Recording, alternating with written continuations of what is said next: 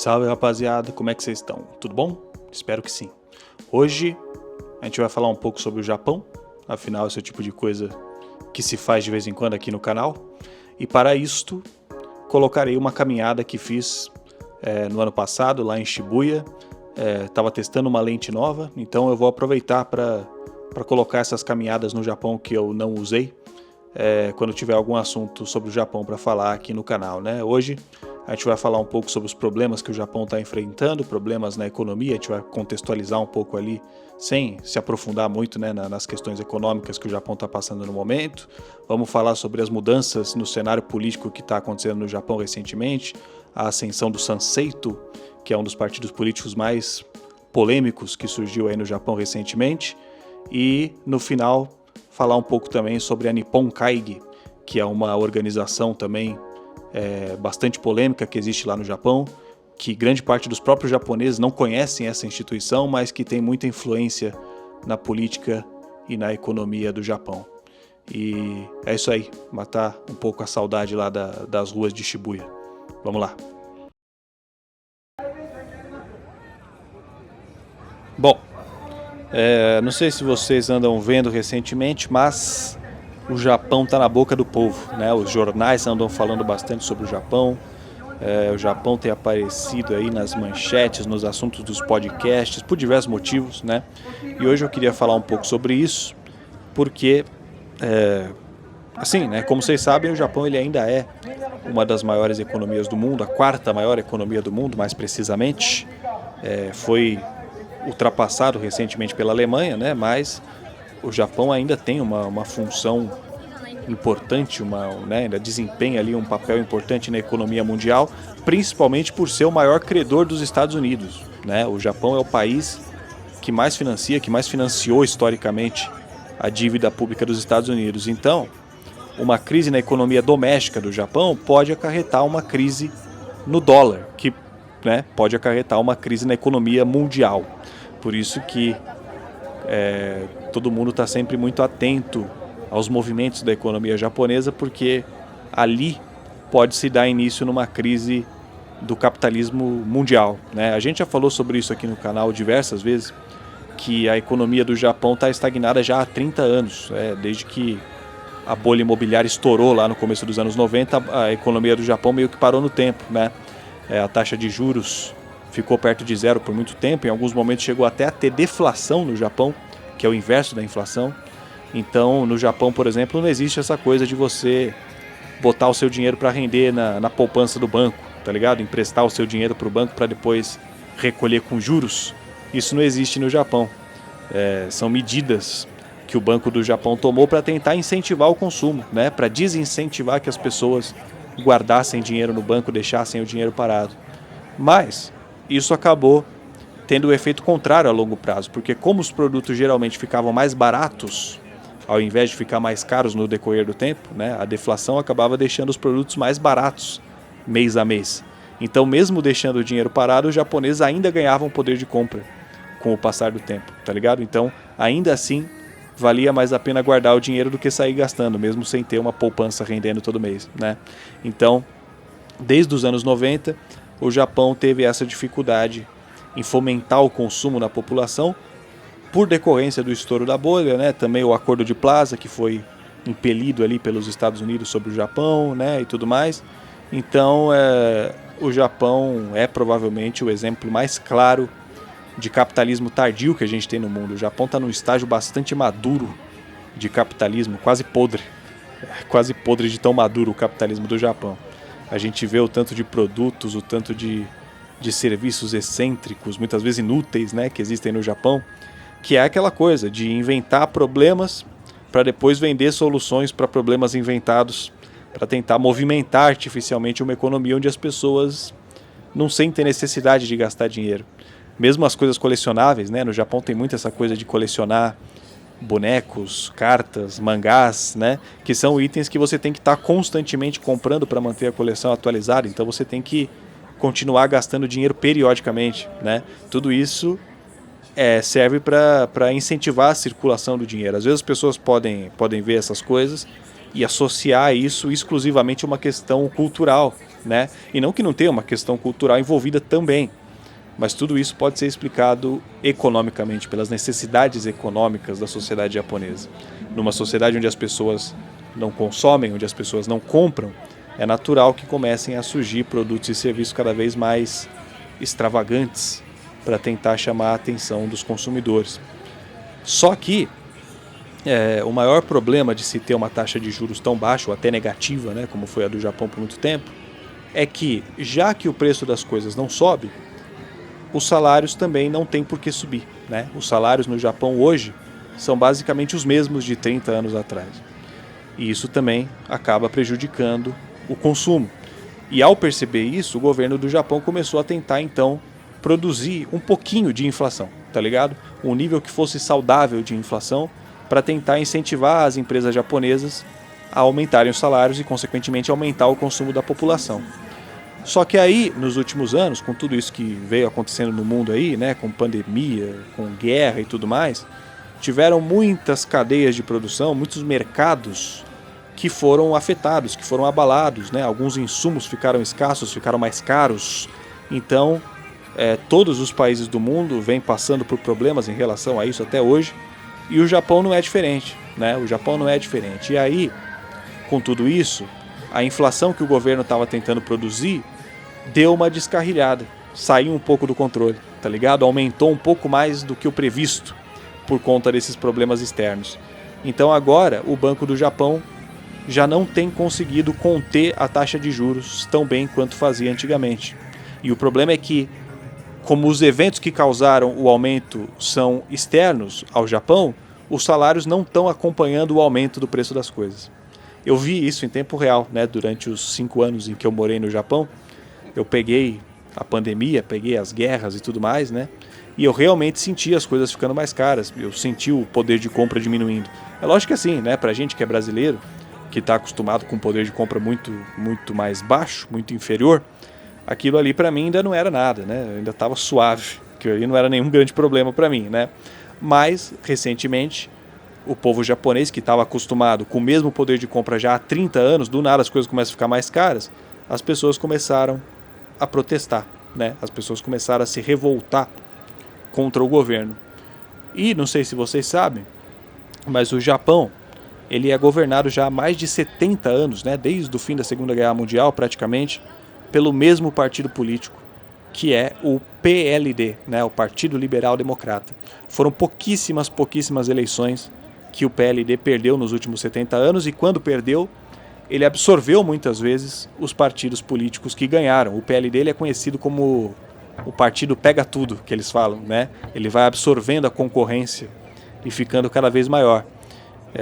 O PLD que foi colocado à frente do Japão pelos Estados Unidos, né? É importante lembrar disso. Quando o Japão perde a Segunda Guerra, ele fica não só completamente destruído, né, fisicamente, mas a imagem do Japão para o resto do mundo é péssima também, né? A imagem que o mundo tinha do Japão na época era a mesma da Alemanha nazista e da Itália fascista, né? O imperador Hirohito, que era o imperador do Japão durante a Segunda Guerra, ele era diretamente comparado a Hitler e a Mussolini.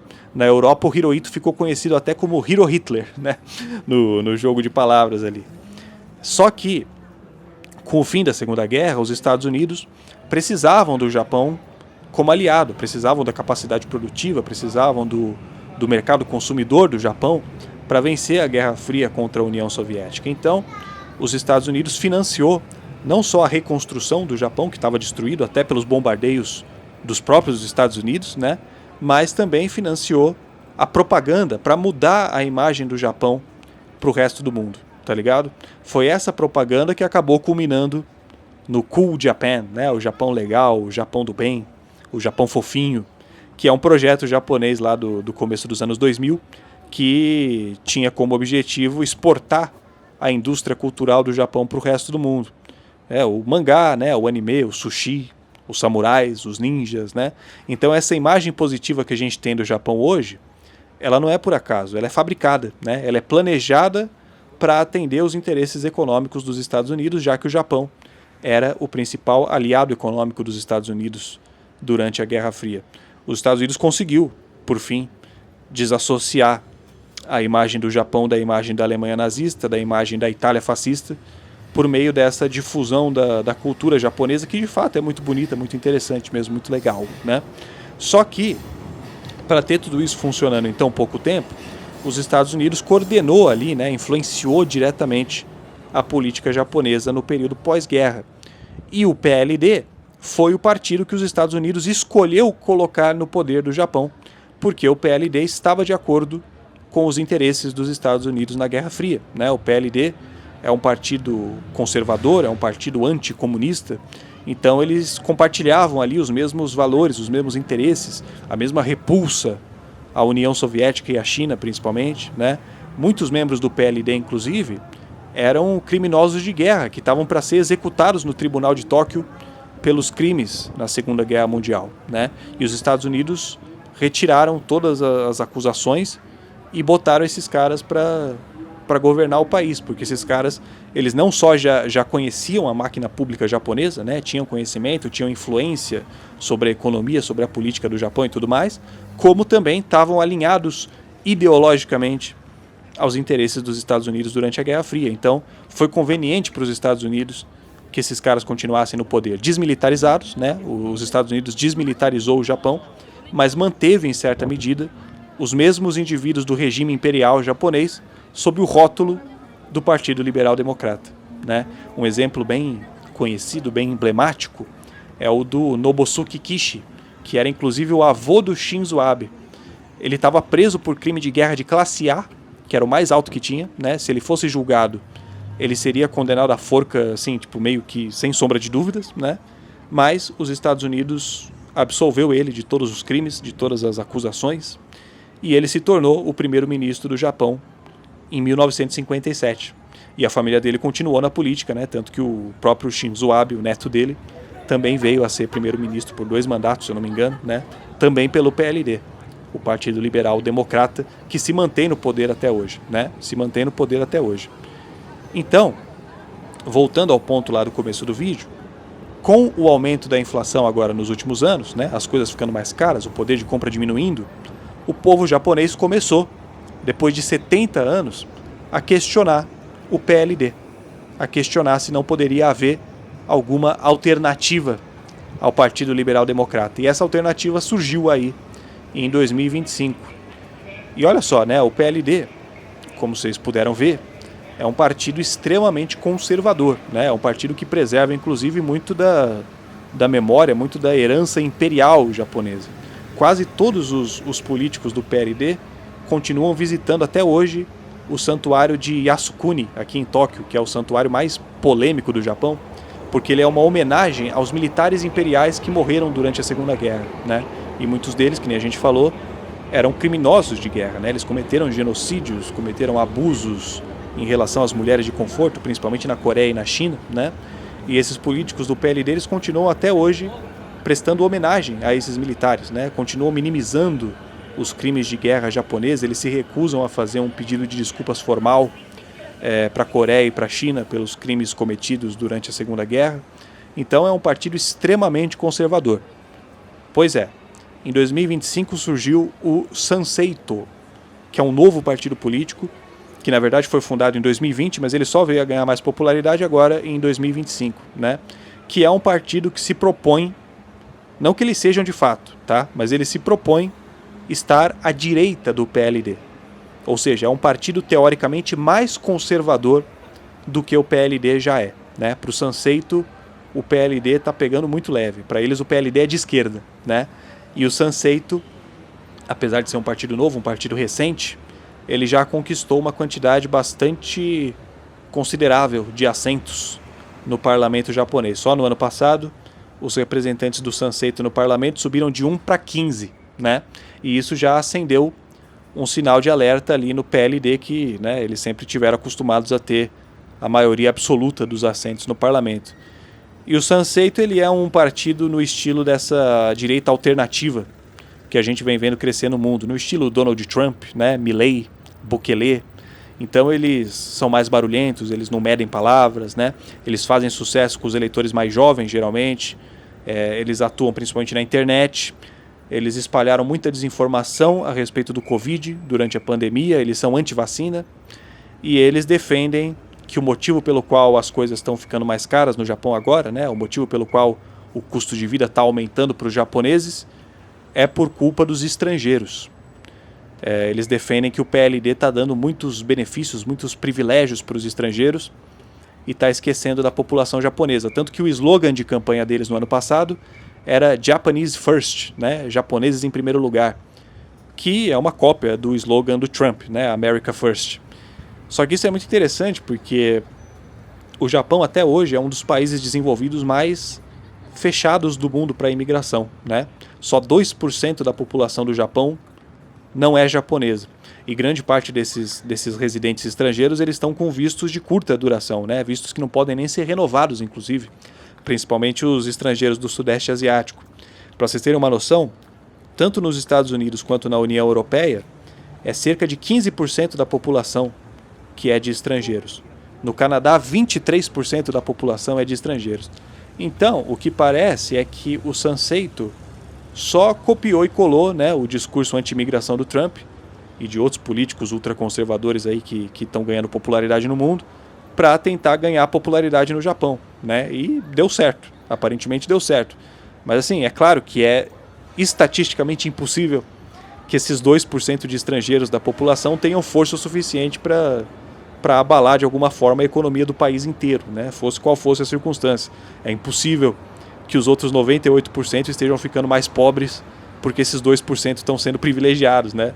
Não existe fundamento estatístico para isso. Esses 2% teriam que estar bilionários de tanto auxílio que estão recebendo do governo, se fosse o caso, né? Mas o PLD se assustou um pouco com esse crescimento repentino aí do Sanseito, tanto que o ex-primeiro-ministro Shigeru Ishiba, do PLD, renunciou ao cargo no meio do mandato, né? E quem assumiu foi a Sanae Takaichi, que é a atual primeira-ministra, também do PLD, mas que é conhecida por ser de uma linha mais conservadora dentro do PLD, para tentar oferecer, já que eles viram que o Sanseito, com um discurso ainda mais radical, né, estava ganhando popularidade, então eles ofereceram um membro do PLD que fosse ainda um pouco mais radical, tá ligado? Então, apesar dela ser a primeira mulher a se tornar a primeira-ministra na história do Japão, ela é até mais conservadora do que os homens antecessores dela, né? Ela, inclusive, se posiciona contra a sucessão feminina do trono japonês. Ela acredita que só os filhos homens do imperador é que têm o direito de assumir o trono. Ela também visita frequentemente lá o tal do santuário Yasukuni lá, né? Ela presta homenagens aos militares do império. Ela já minimizou diversas vezes publicamente os crimes de guerra do Japão. E ela também faz parte de uma organização, isso é muito interessante inclusive, né? No Japão tem uma organização que se chama Nippon Kaigi, né? A Conferência do Japão. Se estima que tenha mais ou menos 40 mil integrantes nessa organização e praticamente todos os primeiros ministros da história do PLD fazem parte ou faziam parte dessa organização quando eram vivos. O Shinzo Abe, o Fumio Kishida, o Shigeru Ishiba, que é o anterior, a atual também, a Sanae Takaichi, né? Todos eles estão aí entre os 40 mil integrantes da Nippon Kaigi. Todos os integrantes dessa organização são pessoas com alguma influência política, com alguma influência econômica, né? É importante entender isso.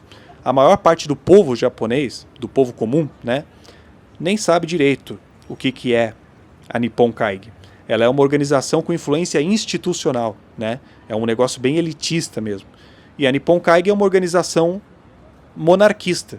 Eles basicamente defendem a recuperação do Império Japonês.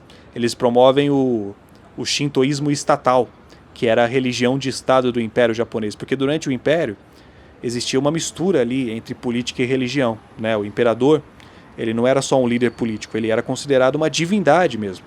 O Estado promovia rituais, o Estado criava instituições shintoístas voltadas à devoção religiosa ao imperador, né? O imperador era como se fosse Deus para os japoneses. E essa organização, a Nippon Kaigi, defende o retorno a isso. E não só a primeira-ministra atual, como quase todos os primeiros ministros anteriores a ela, fazem parte ou faziam parte dessa organização. Eles defendem a revisão da Constituição japonesa, principalmente o artigo 9, que é o que foi imposto pelos Estados Unidos depois da Segunda Guerra, né, que proíbe o Japão de ter um exército permanente. eles negam os crimes de guerra do Japão. Eles dizem, por exemplo, que as mulheres de conforto, né, as coreanas e chinesas principalmente, que se prostituíam nos bordéis militares do Japão, não estavam trabalhando de maneira forçada, né, como se elas estivessem lá se prostituindo por livre e espontânea vontade para os japoneses, né. Eles também minimizam o massacre de Nanquim na China, dizem que os números são exagerados, e eles dizem assim mesmo que eles querem reescrever os livros didáticos para que as crianças japonesas tenham desde cedo uma visão ainda mais orgulhosa da história do Japão, né? Eles dizem que o Japão foi injustamente demonizado depois da Segunda Guerra Mundial. Isso é muito interessante porque, que nem a gente falou, né? A visão geral que o mundo tem do Japão hoje é positiva, não é uma visão demonizada, pelo contrário, é uma visão até romantizada, que inclusive é preconceituosa em certa medida. Isso acontece muito com os descendentes de japoneses aqui no Brasil mesmo, né? Eu converso muito com eles, eles sempre reclamam disso, que são aquelas generalizações que vêm em forma de elogio, mas que são um tipo de preconceito, né? Você está julgando baseado no estereótipo, que japonês é inteligente, japonês é bom de exatas, japonês é quietinho, é educado, né? Aquela coisa da minoria modelo, tá ligado? Isso também é um tipo de preconceito, né? Mas no mundo todo, quando se fala em Japão hoje, todo mundo já pensa logo em tecnologia, já pensa em cultura pop, já pensa em segurança, em limpeza, em organização. Olha como eles limpam o estádio quando eles saem do jogo de futebol, né? Só que nem a gente falou, essa visão romantizada que o mundo tem do Japão hoje, né, do Japão fofinho, do Japão legal, foi fabricada pelos Estados Unidos por interesses econômicos durante a Guerra Fria. E a Nippon Kaigi se posiciona contra isso, tá ligado? A Nippon Kaigi se posiciona contra a subordinação do Japão aos Estados Unidos. Eles querem ser um império, né? Eles querem dominar e não ser dominados. Eles não querem que o mundo veja o Japão como o Japão legal, o Japão fofinho. Eles querem que o mundo veja o Japão como um império implacável, né?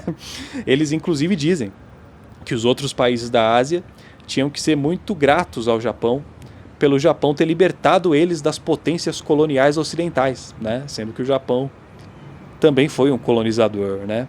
Que nem eu falei, essas visões não refletem necessariamente as visões do povo japonês.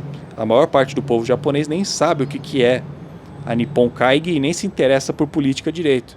Mas é preciso entender que os caras que fazem parte dessa organização, eles têm muita influência na sociedade, eles estão no topo da sociedade, né?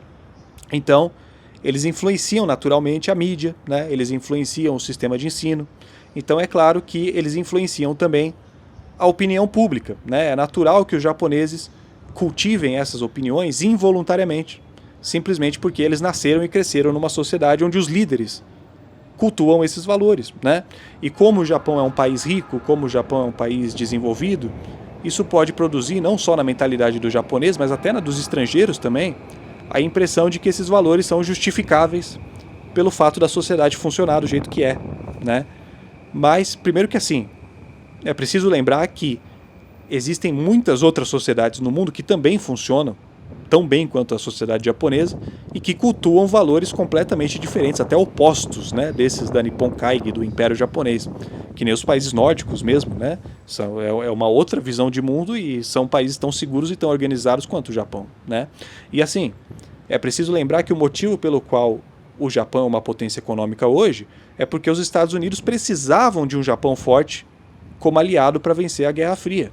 Antes disso, quando o Japão realmente levou até o fim os valores imperiais, o shintoísmo estatal, o conservadorismo extremo, eles perderam a guerra, né? Eles já tentaram e eles já falharam.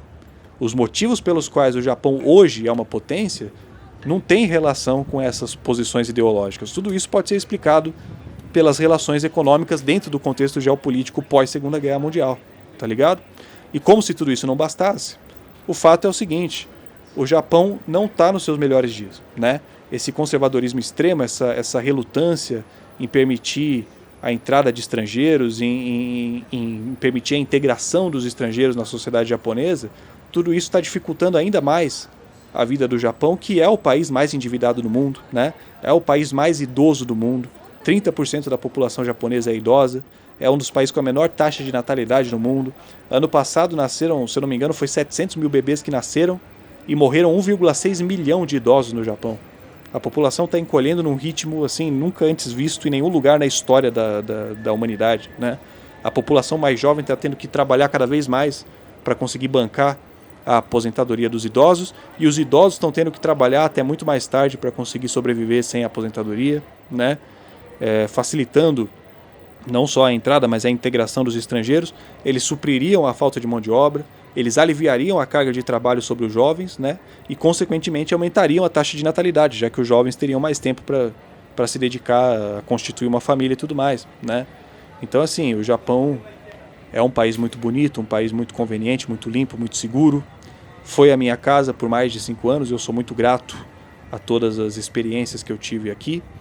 Então a gente torce para que eles sigam em frente, né? Não que eles abandonem as tradições ou a cultura nem nada disso, mas que eles evoluam como o mundo de hoje exige que se faça, né? Que eles não fiquem presos ao passado imperial, como eles ainda insistem em fazer, principalmente os líderes, né? Enfim, é isso aí. Espero que vocês tenham gostado. Matar a saudade do Japão, dessas ruas do Japão, dos assuntos sobre o Japão. Vamos voltando aí à frequência de vídeos normal. E é isso aí. Desculpa aí se eu falei alguma merda. Até a próxima. Beijos.